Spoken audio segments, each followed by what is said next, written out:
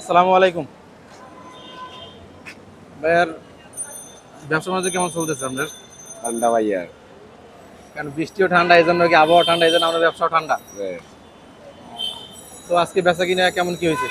আজকে বেচা কেনা হবে 300 টাকা করছে 300 টাকা সারাদিনে? সারাদিনে। এতে কি পোষাবে আপনার? না পোষাবে না। তো আপনি কি এই এলাকায় বসেন না অন্য কোথাও যান? না আমি এখানে বসে। এখানেই বসেন না? এই মালগুলো কোথা থেকে আনেন?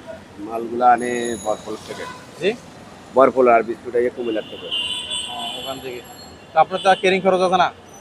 আচ্ছা এখন কি করা, বৃষ্টির কাল এখন তো ভাইয়া কিছু করার কিছু নেই। তো আপনার এই ব্যবসায় থাকবেন নাকি অন্য কোনো ব্যবসা শিফট করার চিন্তা ভাবনা আছে? না আর ব্যবসা এটাই করবেন? এখন তো যেটা আর এটা তো করেন, আল্লাহ ভরসা আর কি, যা হয় আর কি। আল্লাহ রিজিকে না দিছে না।